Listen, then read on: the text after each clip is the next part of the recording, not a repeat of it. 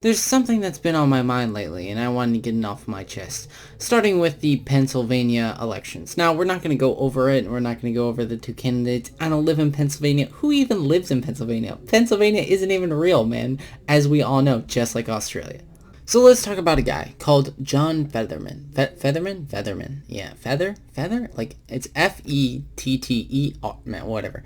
Point is, this guy recently is running for office, or a senator, excuse me. So, why has there been so much media attention around this? Well, I guess it's because of the little hook that the media has kind of latched onto as of late. As of, I don't know, less than a few months ago, he had a stroke. Okay, it doesn't necessarily matter when this all took place. The point is that this stroke did happen. Now, what does a stroke actually do to you? Basically, the strokes affect you by making your speech impaired and can affect the limbs. Of people with disabilities after a stroke, 88% of them are cared for in households, and 12% are in residential care. But here's the thing that happens that most people forget about strokes. This differs from person to person.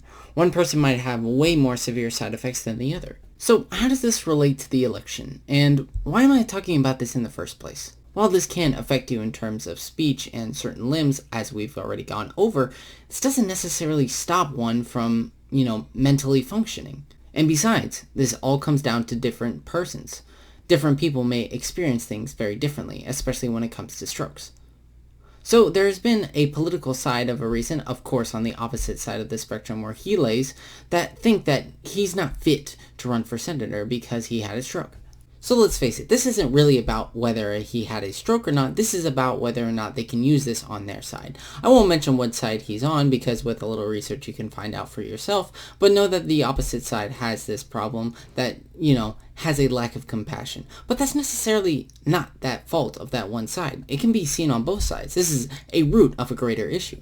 I'll get back to that in a second. But first, taking clips out of context is the number one thing the media has done, especially with John. Poor John can't even get a second of media coverage without the whole fracking thing.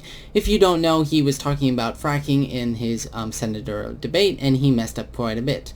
He said the same words over and over again, but that was one time, and because of this, people spam it over and over again, to the point where the initial message of what he was trying to say, or his broader campaign, is suddenly diminished, because they can then take this out of clip context. Out of context clip. Ooh, nailing it today, man. But because of this out of clips context, it puts a different light that people want to see him in, and puts it in a certain way to make the other side, win. If they can then spam this over and over again, of course they're going to. And this is a good way to show the voters, hey, he can't speak right, look at that. It's not a sign of compassion. And that's the broader point I want to get into.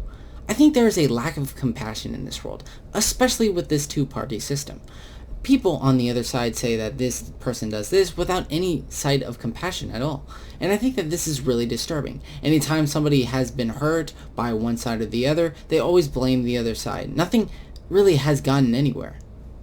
Compassion should be something that's universal, as certain moral rules that we must uphold. If somebody has a stroke and it's not that severe, then I think we should still be giving them a fair shake. And besides, if you do think you're in the right, shouldn't it be solely on policies, not on the fact that this man has had a stroke? And I'm not trying to say I'm the woke centrist here, that with my third eye I see all dimensions that you guys can't even comprehend. No, it's something of a lack of morals. We used to have it in the past, but now it seems that it's died off more and more over time, especially with the ideas of bubbles being consumed so much by one party or by one side, so much so that all vision is obscured. But maybe we can do with a little bit more of compassion in this world. Thank you, that's been my TED Talk. Goodbye.